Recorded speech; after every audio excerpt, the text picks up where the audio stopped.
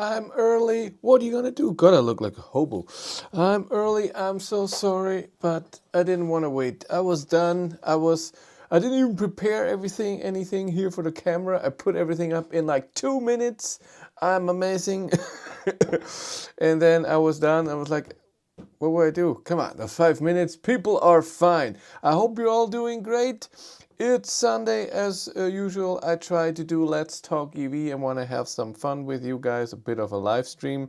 I have a few questions for you, and we're going to talk about the Renault Scenic that's in my driveway. I have a lot of thoughts, and yeah, and a few positive, a lot of negative, but hello, that's just how it is. And yes, and we're gonna do no news today because I wanted to ask you something if a few people are here. Cindy and I are planning, and she said she put the whole thing in motion. She thought, why are you not doing this? If we should do a quick news thing for electric cars. I mean, there's a lot of news shows out there, and most of it's long stuff. What if I do short news? So really quick, blah blah blah, show something, blah blah blah. So 30 seconds on each topic, unless it's a topic that needs more, and then just talk about 10 topics in and out in no time. It means I was always against it because it's a lot of work researching, a lot of work. Filming is not the problem, but the text is a lot of work. I usually don't prepare what I say, I just blab it out. And then if it sounds weird or if I do it wrong, I do it again. And there I need a script or something. And then editing is the worst because I have to show what I'm talking about and stuff like this. So I'm not sure. I tried it long time ago. It was so much work, I remember, and nobody watched it. I don't know if it's worth it, but Cindy thinks we should give it a try. I thought we'd do a little poll. What do you guys think? And you're the core. You're the best as a conventional video or as a YouTube short? No, as a normal video. So I don't know, 6, 7, 8 minute video with news, but the news, each segment is not very long. So not talking for 10 minutes about, so just a few details and then move on. So if someone is not there, I don't care about the new Audi and then, but what's coming next, something like this. I thought about this. Would you watch quick weekly quick news on EVs video? Yes and no.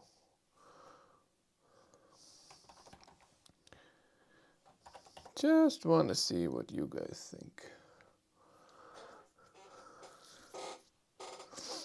I'm waiting. No.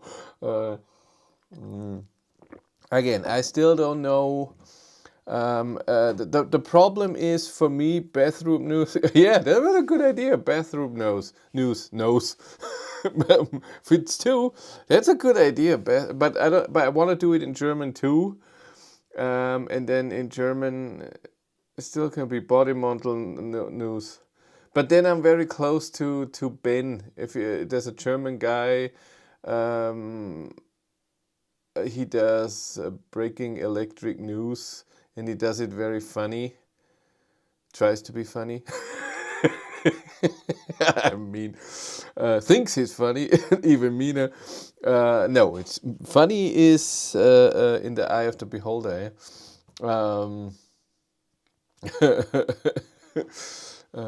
So I don't know. My problem is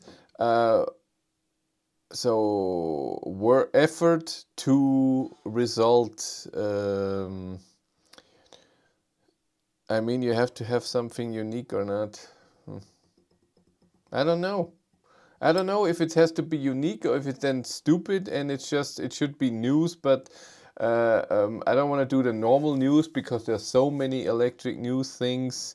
I thought let's do short thingies, so not too long on a topic. So quickies. That's what but not so a normal video, but a lot of quick news. I don't know. New Volkswagen ID7 will be shown on March 5. ID1 will be shown on March 5th. Volvo ES90 electric will be shown in also beginning of March. Stuff like this. I thought of stuff like this. It was 16 things so far. 94% say yes. I guess it could be tough to justify the potential extra production time to put it together. Yeah, it's a lot of work. Again, getting the news, then thinking what to say, and then the filming is no problem. But then because it's quick news, it's going to be done very, very fast. And then the editing is the work. Did you hear about the ID3 rear axle clicking noise? I never heard of this, but when we did the ID3 Pure, the new video against the ID3 Pro, the old version, he told me he had that problem. So, and he said there's a whole group of ID3s that have that. It's something in the back that's when he's accelerating, that's moving around, and it's something that I don't know if it can be fixed or it's too much to fix it or something. Yeah, but that was the first time I heard it, so 2 weeks ago or so. And there was another thing that was... What was the other thing? ID7 has the thing with the battery, the state of charge. Someone emailed me that, and then there's also a group. So you are at a certain state of charge. I don't know, 70%, you plug in, suddenly it's 65%. You charge to 80%, unplug or stop charging, and suddenly it jumps to 85%. So I've heard that. Then ID4 so this would be something I could say. Somebody told me this thing. I asked Volkswagen about it. This is something I don't want to do. I don't want to ask Volkswagen. I'm so itchy, even though we showered yesterday. I had a head on the whole day, but it was so cold, -4 degrees right now. I don't want to ask Volkswagen for if something has happened, because I know how long it takes to get something back. It takes so long. I had the Click ID3 N 2021. What did they do? Did they fix it, or did you get rid of the car? Is it an easy fix? Because he told me they didn't do anything on his car. That would be interesting. Doom, doom, doom, doom, doom, doom. Yeah. How are you guys, by the way? How's Graham? How's Manuel? G? How's Photostorm? G? Whittaker? John? Cerebeton? Oh my god, sorry. How are you guys? Dealer fixed without problem all the time my car went to the dealer. That's cool. Didn't you get any any updates at the dealer? N21 should be very old software. Not even 3.0, right? No, I don't think so. Shouldn't be 3.0. It came, isn't it? When did 3.0 come? I think it was in 2022, March of 22, with the self-parking and everything, park assist, and swarm data for the... Yeah, for me, like I said, in those news things, what I want to do is really go to news websites there are, and then to the car makers and see what looks interesting. Maybe a bit of charging infrastructure for the German channel, not so for the English channel, because English channel is all of Europe. German channel is mostly German. This on my item tour happened with fluctuations in battery percentage. Aha. And what did they do?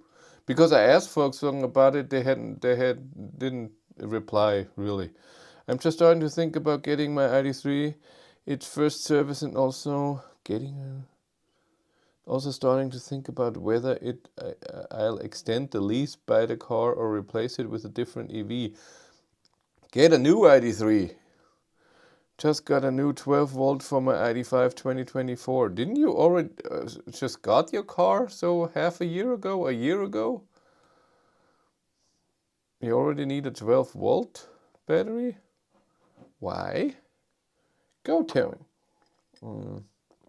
And then I want to bring all this news out. Like I said, 10 topics, maximum of 8 minutes, and then move on. I want to try it this week maybe and see how it's going. And then once a week, see how it is. If it's 3.7 at the dealer, but it was not a problem with the car, I chose to. Yeah. Nothing before that, 3.0, 3.2 and stuff like this. Huh, interesting. Okay. Let's talk about the main topic, the Renault Scenic that I got this Tuesday. Now it's £1,000 fix, drive shaft removal and needed bonding fix and wheel alignment. It costs money? Is your car that old? I was thinking maybe a facelift i3 or Cupra Born, even smart #3. Also, I do like the look of the Kia EV3. Drive the smart and the Kia and see what is yours, what you would enjoy. Kia, I haven't driven yet. The stats don't sound very good. The smart #3, I'm not a fan of the infotainment system and the driving. Out of warranty. Ah, damn it. That's too bad. Is the clicking so bad? So is it making more problems, or is it? Oh, I need to sneeze as always. Always have to sneeze with you guys. What's up here? I'm falling apart. Oh. And I know the pants are amazing. I'm still wearing them from last week. That's true. I should change this.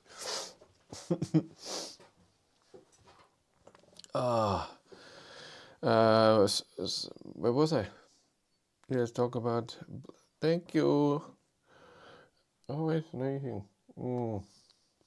But let's talk about Renault Scenic E-Tech. I got it on Tuesday. Seems like most ID4, 5, 7 before week 28 need new 12 volt. The one supply can handle cold winter. Huh. That would be my car too, right? But did I get the 12? Yeah, I got the 12 volt. That's true. I had the 12 volt battery problem in the car where the app didn't work. Stuff like this. This is, by the way, shameful. I mean, they're building electric cars since the Golf. They should know, and even before that, they should know 12 volt battery, how to handle in the winter, and especially since ID3, so summer of 2020, they should know that. That's a bit.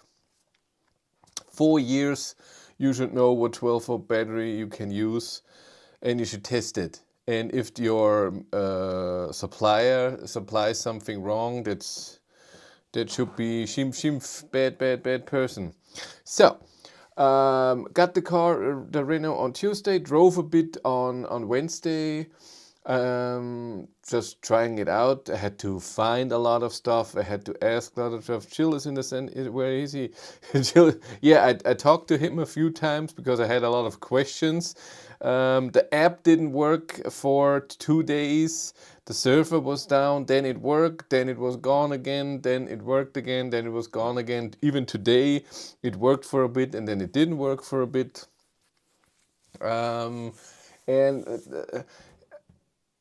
Yeah, the car is very, very weird. So I drove the Nissan Ariya, but which is the sister car. I thought it would be the same car, basically, just with a different form outside and different software. Android Automotive, not Nissan's own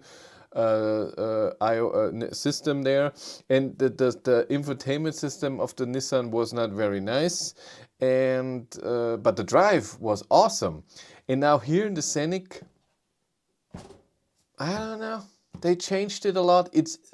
So we have to start from the beginning. Number one, What is amazing in the Scenic is there's a button where you can press hamster wheels power the server, hamster sleeping. Hi Mark.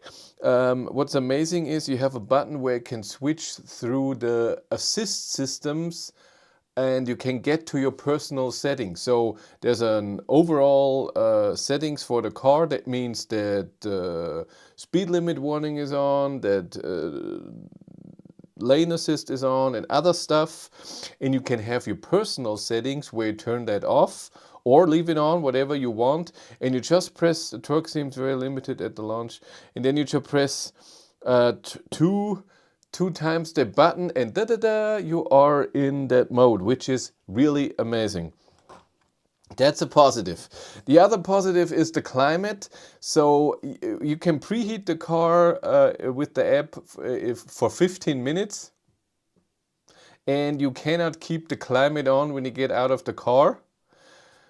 So when you have dogs like we do, that's a bit problematic in the winter or in the hot summer. But it heats up extremely fast and the heat is really nice. So I noticed today at the range test, in the beginning when I went into the car, I wanted 22 degrees, really warm, and I put it colder and colder till the end. I put it down to 19 degrees and was still comfortable and warm in there with the winter jacket. But you've seen me with every car, usually I always have the winter jacket on.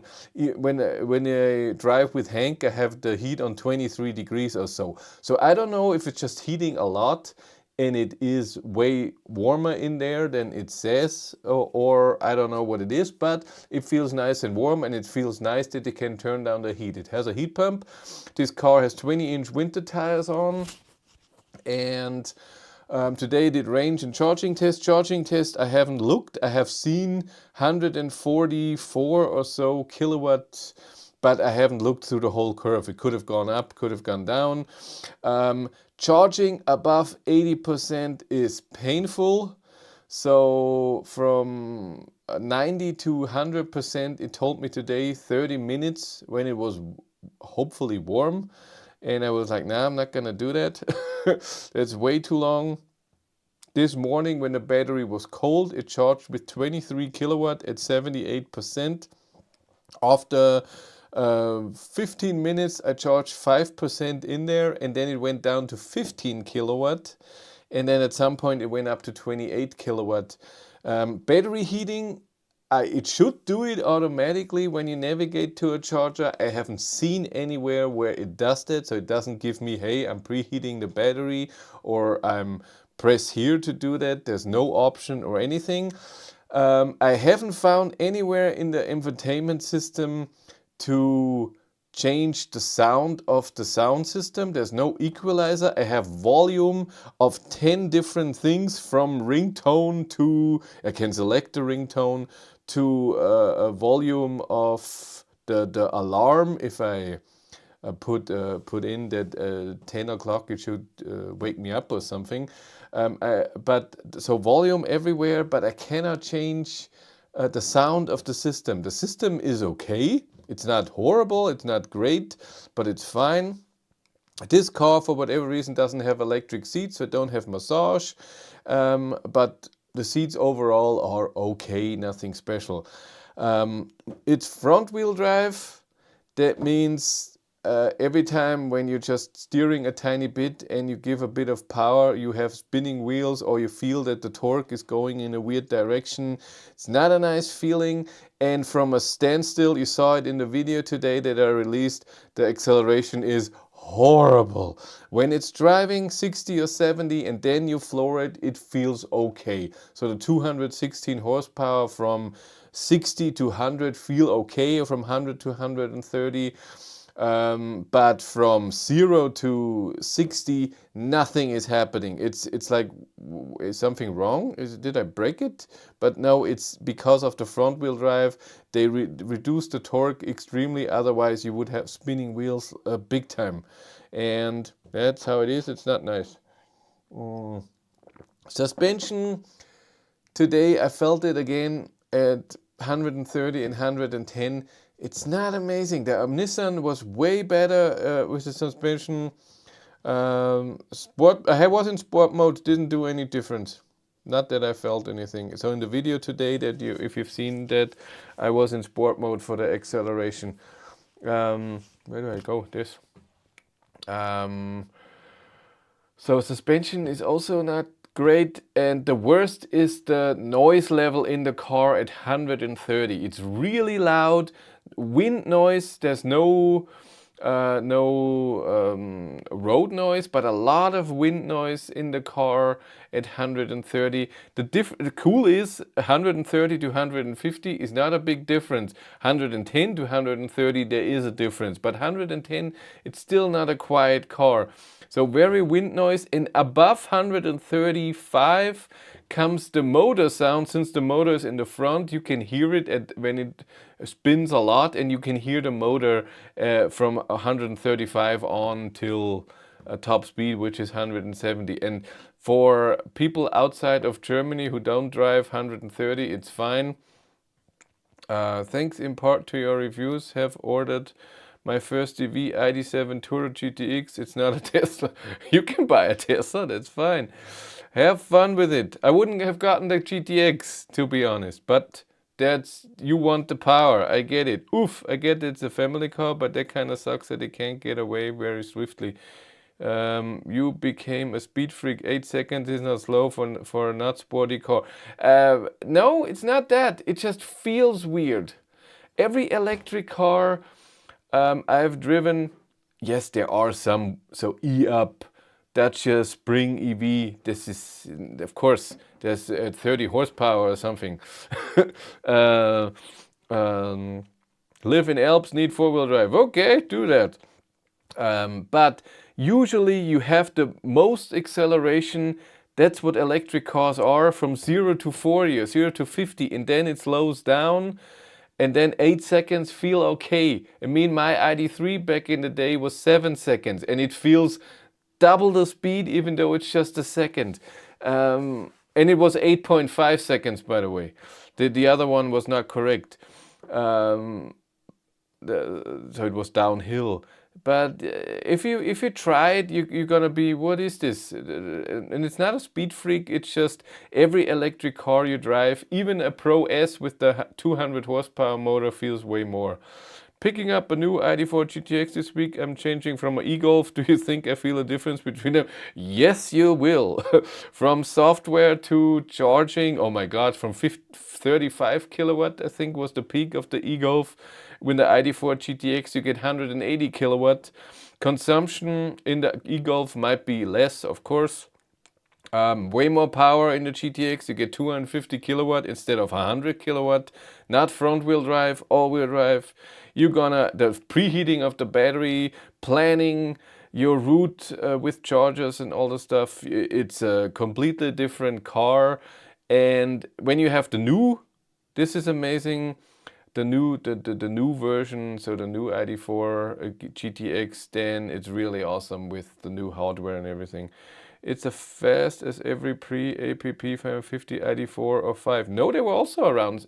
That's what I say. It felt, what was the ID4 back in the day? 7.7, something like this. But it didn't feel like this. Yes, it's the same seconds, but you floor it and it's, is anything happening? Is something wrong?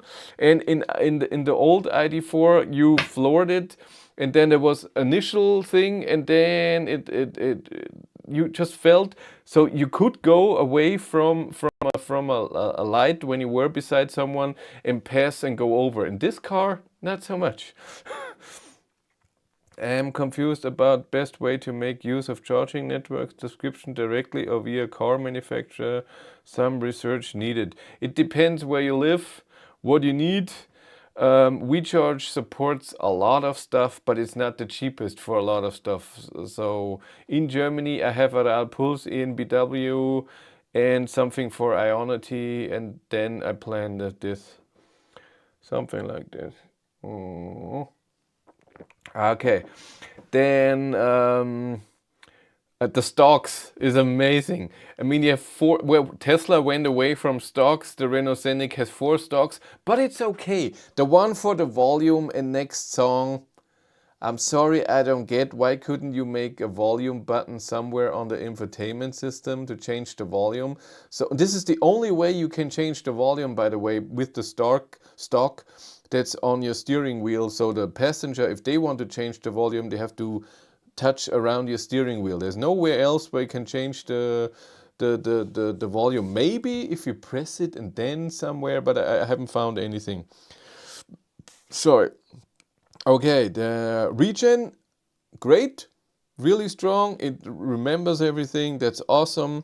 That it still has a power button. I'm not a fan of this. Nobody needs that. I'm so against the power button. They had stocks to spare, yes. The wipers are great. The spraying of the wipers is awesome because of the windshield, because it's in the wipers itself.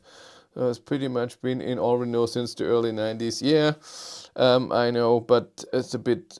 Didn't even the Renault Zoe, I thought, had a volume button somewhere. I thought, not just this. I thought there was something else. The source button on the steering wheel, nobody needs that. Next previous song you can do on the screen, it's just the volume. Then the stock can go. And then the put in the gear can be somewhere else, and it could be a bit cleaner, but my God, it's fine. This car doesn't have a head-up display. I don't know if the Scenic can have a head-up display. Trunk looks fine. Rear seats look fine, space-wise and everything. A lot of USB-C 6 in the car. 2 12-volt outlets. Volume is on the right side of the screen where the on button sits. You have to show me. You have to show me. What is this? Why is this thing not working? There we go. Where's my footage? Footage. First drive. There must be somewhere. I have to look.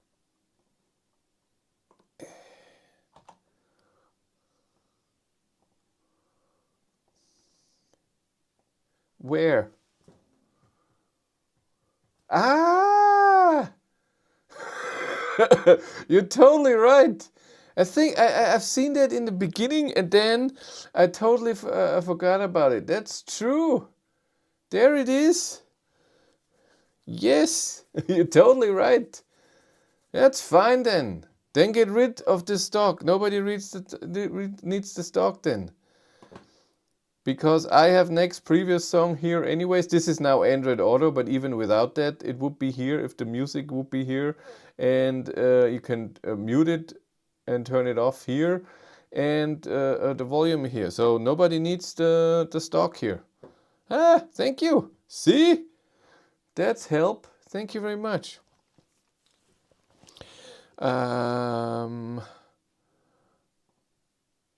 It's not a button, to be fair. Yeah, it's on the screen. It's fine. It's fine. That's fine to me. I'm okay with it. Doesn't have to be a real button. That's okay. Yep. Yeah, then the next thing what is totally annoying in this car is that there's only one trip, and you can have kilometers and average consumption, and it's in a so the kilometers you've driven is only in the cockpit, but the average consumption is in the infotainment system, and you cannot have the average speed or the time. That's not in there. So, and you only have one trip. You cannot have 3 trips like every other car. So long time since start and charging, the normal one, but or Tesla that has way more, which is awesome. Trips are amazing. You want that when you go on holiday. I want to know how much I took on this leg, how much was the whole day, how much was it for the whole trip, something like this. That's interesting. Here you have one trip, so you have to have that one trip and that's it. So back like in 20 years, 30 years ago. Analog times. That's a bit sad.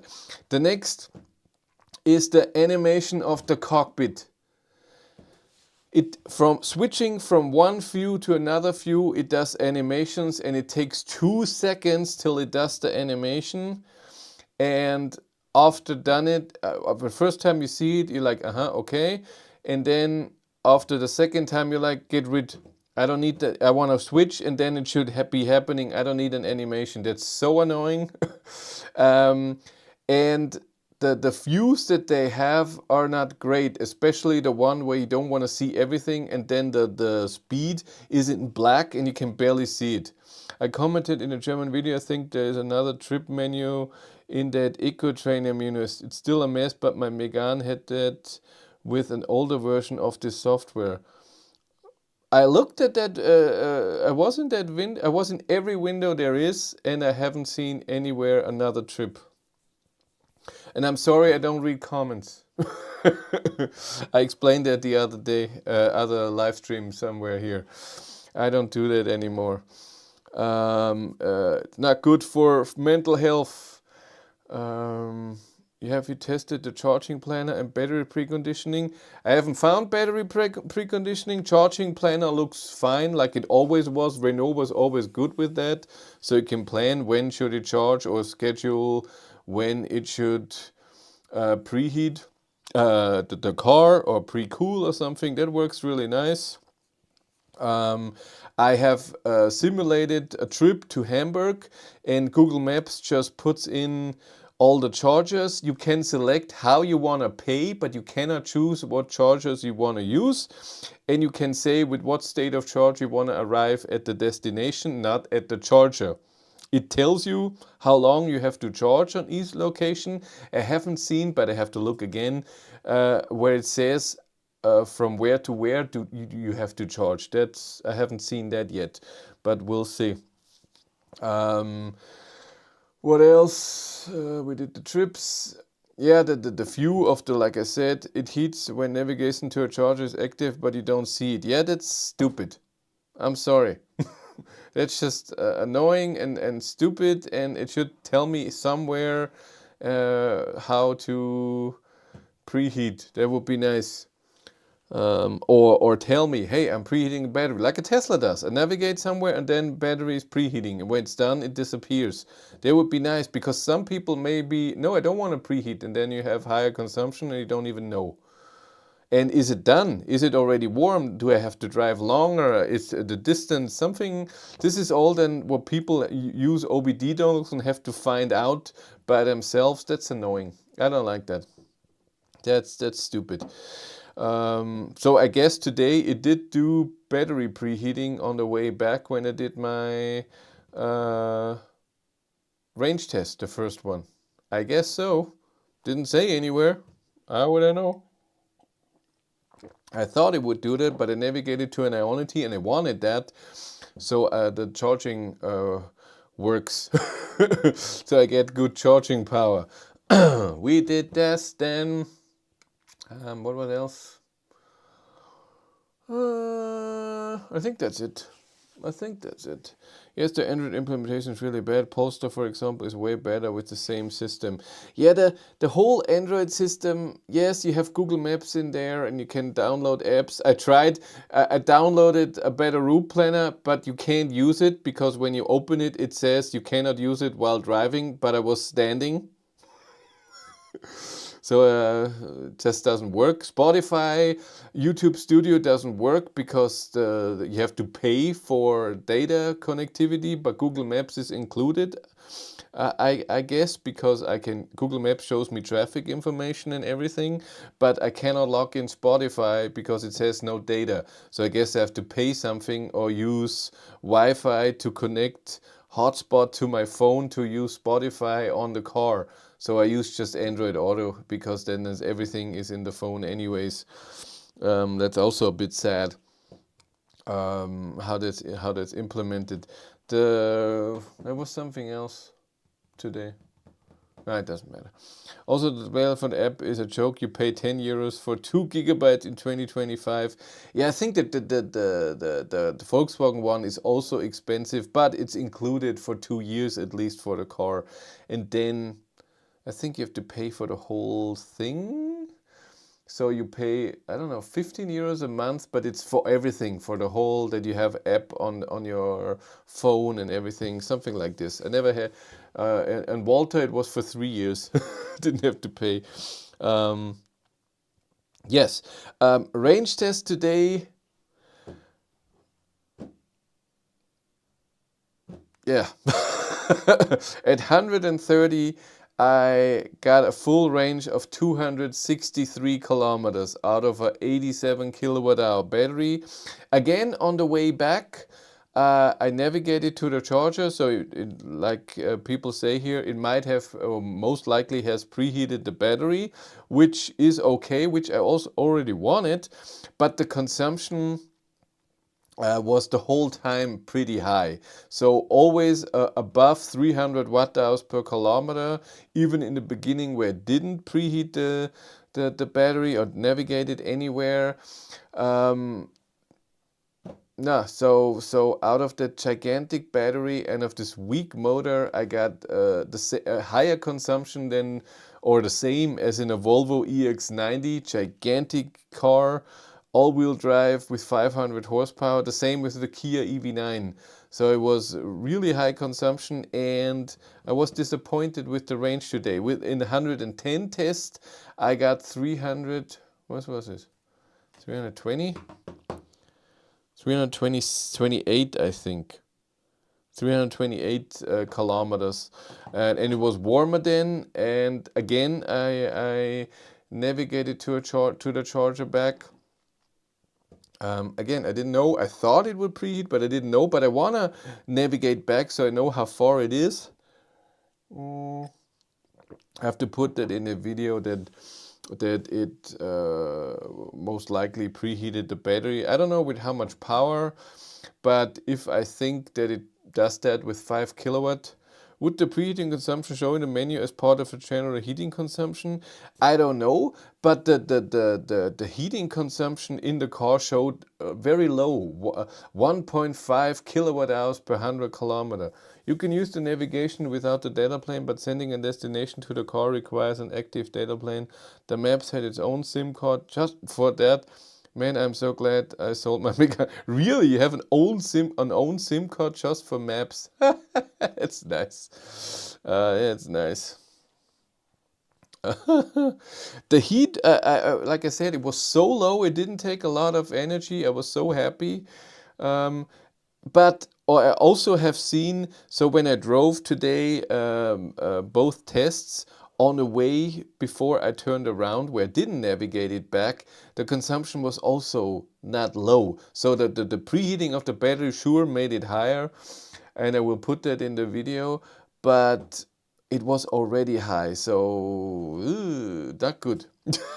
Not good, not good. So I would say I drove 70% of the drive without navigating back to the charger, and the consumption was already high. But like I said, let's say it's 5 kilowatt hours, 5 kilowatt that it preheats the battery, hopefully for 30 minutes, especially after charging. I did the charging test and then drove 110, but it was cold today. Let's say half an hour, that's 2.5 kilowatt hours. What is that of that battery? Where's my calculator? There it is. 87%, 87 kilowatt hours and 2.5. That 3%, is that possible? God, where am I? I need this. Where's my percent calculation? I'm not good.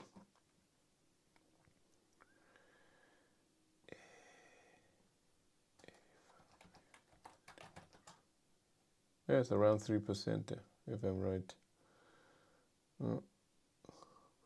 I'm guessing the car didn't have a heat pump. Yes, it did. It did have a heat pump. It's loud and noisy in the car and vibrates a lot. It does have a heat pump. And that's what I say. The heat didn't take a lot because it tells me for the whole drive when I did the 130 test, the consumption was just 1.5 kilowatt hours per 100 kilometer. That's nothing for heat. That's really nothing. Where do I have this 130 test? Regardless, I have expected to be much more efficient. I thought then at 110 it would be way better, but it wasn't. Maybe it's the 20-inch wheels, maybe it's all together, but that wasn't a good drive. Where is my... Is it this? There we are. Yeah, shut up. Show me the thing. There you can see it.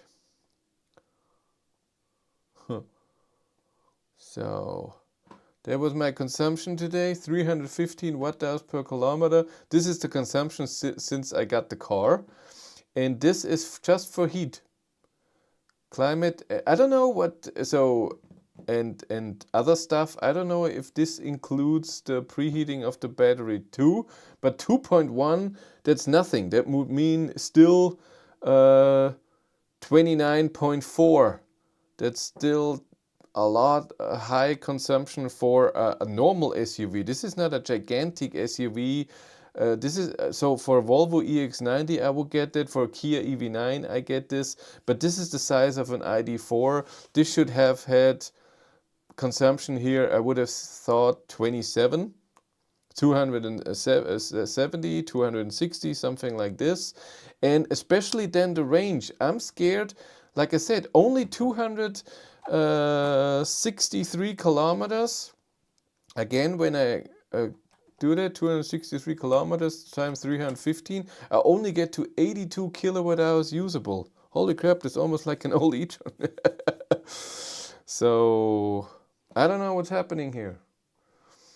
The car has 14,000 kilometers on it, and maybe it has been used in a horrible way. Maybe it has a lot of degradation. Maybe I should put OBD dongle on it and see if what's his face? Car scanner can tell me something that's going on. Even with the gigantic battery, it's roughly 50 to 100 grams lighter than ID3 GTX. It should be a lot more efficient. And this, like I said, the wind noise, it felt like it's fighting something. Is it really so much lighter than an ID3 GTX? EV database. So let's look. ID3 GTX, where are you? There you are. And Scenic, there it is, the big one. So let's look. ID3 GTX weighs 1985 kilo. Scenic 1917. So that's 70 kilos less than an ID3 GTX. By the way, there is a Megane E-Tech video from Fiat on YouTube. It's 100 long and 34. It shows the trip menu I'm talking about. It shows speed and you can save it. Aha. Let's see. Did you drive with the handbrake on? Yeah, like you can do that. Though. I'm gonna look. What for Räder? Yeah, I looked for the infotainment system tour for the Scenic, couldn't find anything. That's why I went, I didn't look for the Megane. Does he always have the same pose? And he tests every car, not just electric cars, huh?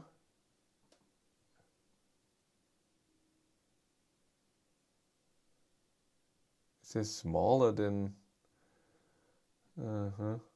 It doesn't say Scenic. When I search for 4-Räder Scenic, it doesn't find it. Ah, he said Megane. I'm an idiot. I'm an idiot. Megane E-Tech. Oh, shit. Os. You drive the handbrake on. Where are we? At 3115.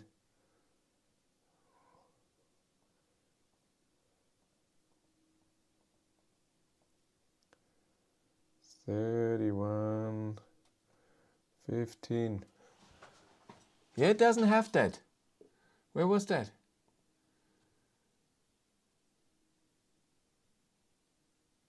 Yes, I have that. I have that.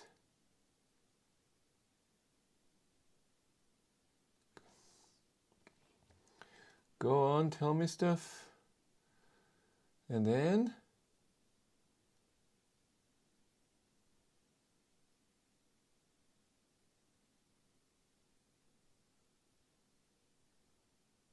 yeah.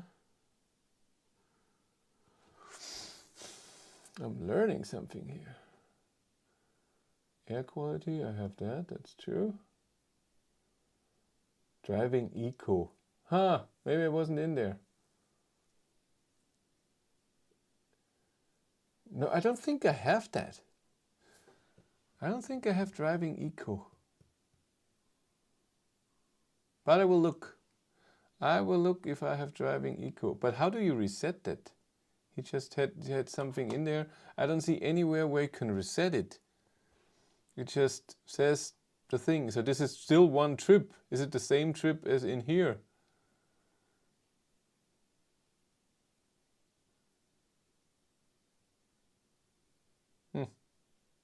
Neue Reise.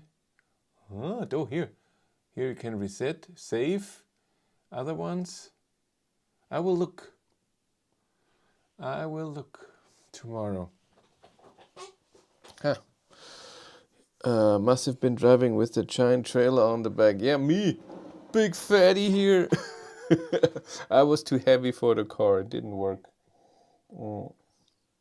I will look tomorrow if I have that eco thing, because I don't think so. I would have been in there and see the trip and be like, there's a trip, because I went through all the stuff and I didn't see anything. But I will look again. I could be wrong. Of course, that happens.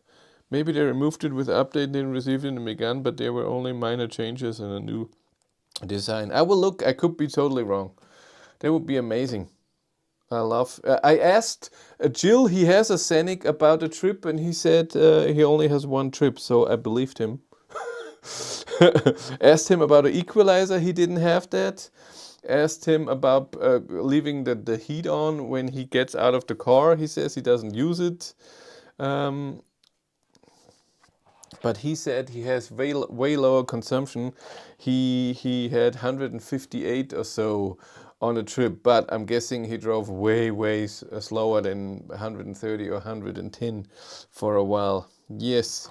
So you're gonna you're gonna get a lot of videos this week about the Megane, about the Scenic. Tomorrow I will edit them. On Tuesday I will film something with it. Wednesday I have to work. Thursday I will film something with the Scenic. And Cindy has an appointment, because she now can, it's this arm, Cindy can now do this and stuff like this, because what's broken is in here. And she's allowed to move, and we have an appointment this Thursday.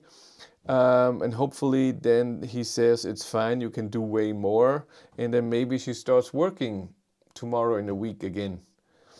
Because she's missing it. She was home then for 6.5 weeks or so, almost 7. It's a long time. And then I will take off because I worked there way too many times. So that's coming. Gonna do a bit of light game here, and then I'm gonna leave. I'm gonna relax a bit. I worked a lot today with filming everything and driving. I started at 6 a.m., got up at 5:30, came home after 1, and then putting the footage on here, preparing the live stream, and now this, and now it's over. It's over. End of story. Okay, let's do a little like game. If you don't know what it is, there are 53 people here, only 16 likes. I will count down from 3 to 0, and then the 53 people who didn't like the game so far 61 people have to like the stream and be all happy. Are we cool with that? Take your phone, your tablet, everything, go to the stream and press like when I count down. Let's do this.